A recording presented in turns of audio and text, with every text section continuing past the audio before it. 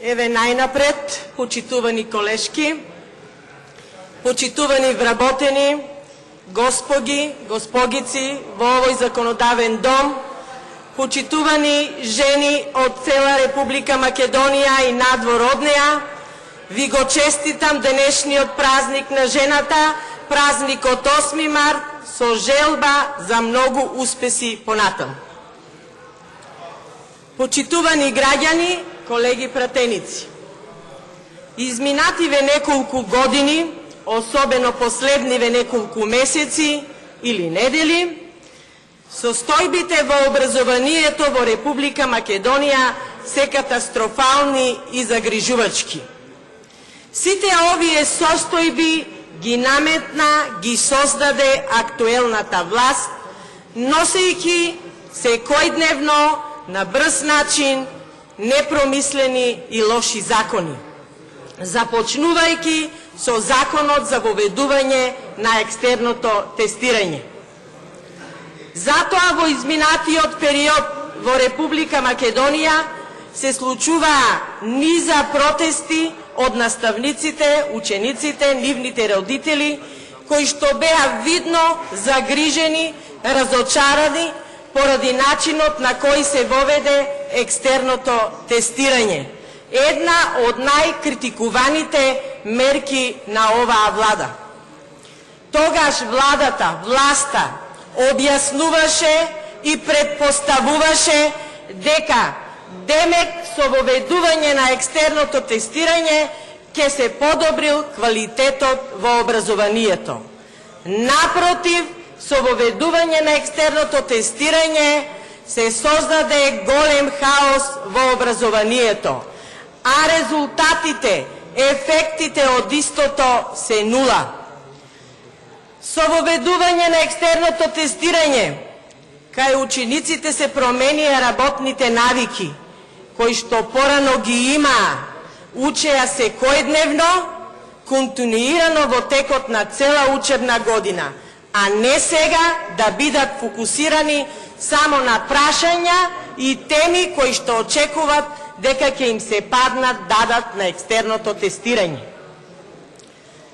Во сите држави екстерното тестирање се спроведува заради увидување на усвоените знаења, резултати кај учениците и доколку се утврдат недостатоци, неправилности, истите се коригираат со тоа што ќе се променат наставните планови и методот на методолошкиот пристап.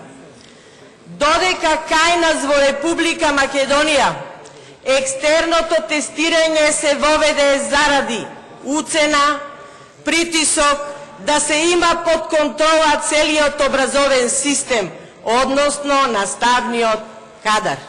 Минатата година, заради неправилно спроведување на многу реформи во образованието, се случи бойкотирање на наставата со неколку месеци. Тогаш средношколците подигнаа камп пред ресорното министерство, а тогаш и надлежните обеќаа многу работи.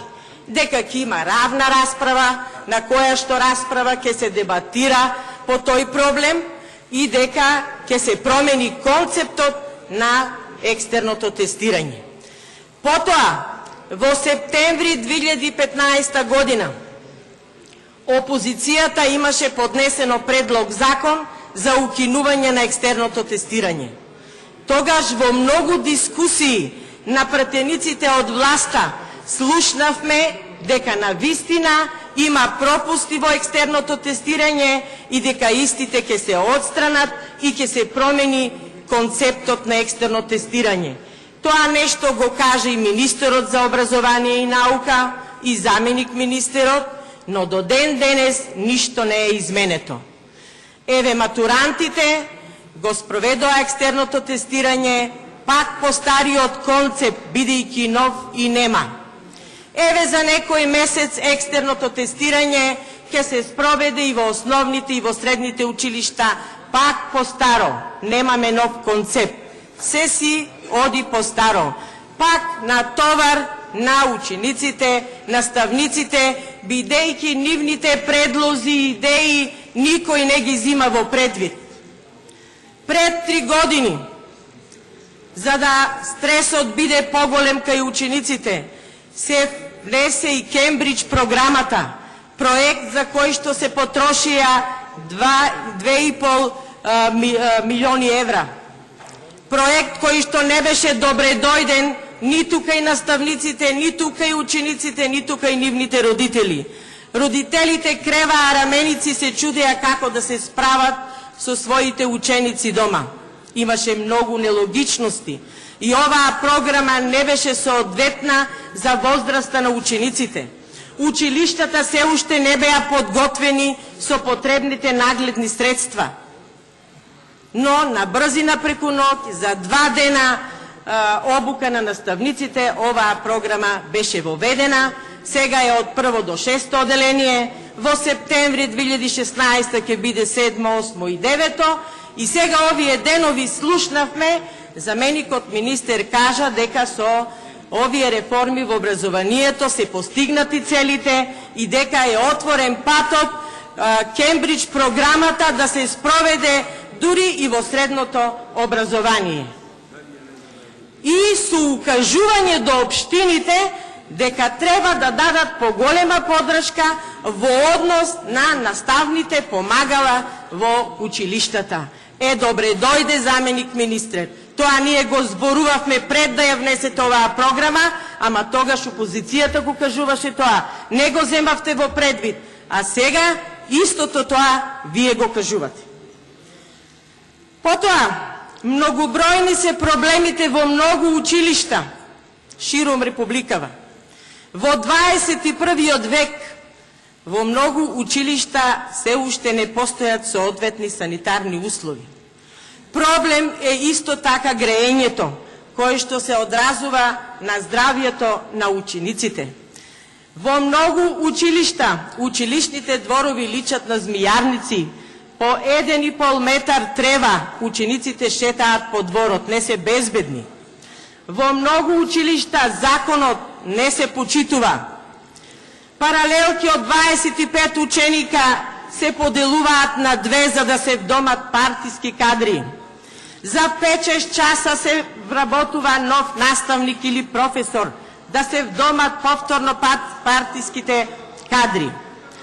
Ништо не е поубава и состојбата во студентските домови. Вчера колегата Стефан многу убаво кажа каква е состојбата во студентските домови.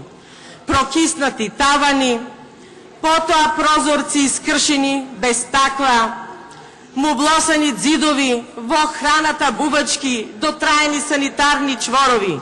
Наместо оваа власт да се грижи за студентите, оваа власт сака повеќе да се грижи и се грижи за своите партиски универзитетски кадри.